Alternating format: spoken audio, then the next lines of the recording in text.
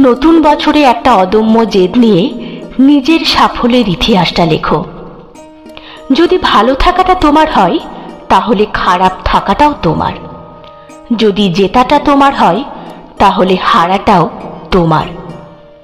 জীবনের প্রতিটি পর্যায়ে একলা উত্তরণে যে যুদ্ধটা নিরন্তর করে যাচ্ছ সেটা একান্তই তোমার।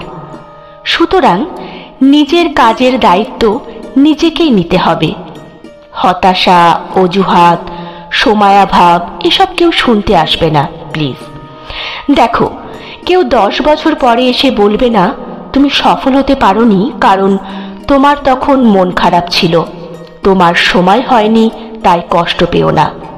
সবাই সাফল্যের দাঁড়িপাল্লায় বিচার করে চলে যাবে অন্য কোনোখানে।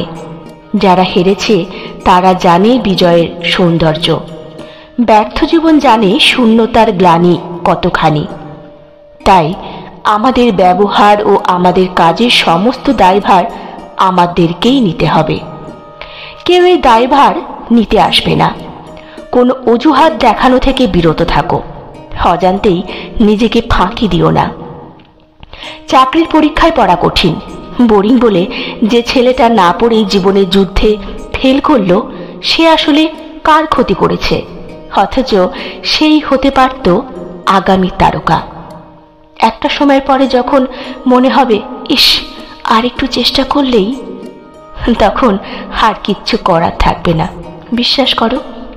সুতরাং নিজের কাজের দায়ভার নিজের উপরই বর্তায়। অন্যের উপর দোষারোপ করা বন্ধ করলেই দেখবে কাজের গতি বাড়ছে, উৎপাদনশীলতা বাড়ছে, নিজের যোগ্যতার উপর বিশ্বাস বাড়ছে। আর এই আত্মবিশ্বাসই তোমাকে স্বতন্ত্র মানুষে পরিণত করে।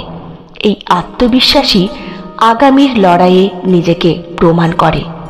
একটাই জীবন, বুঝলে, একটাই জীবন।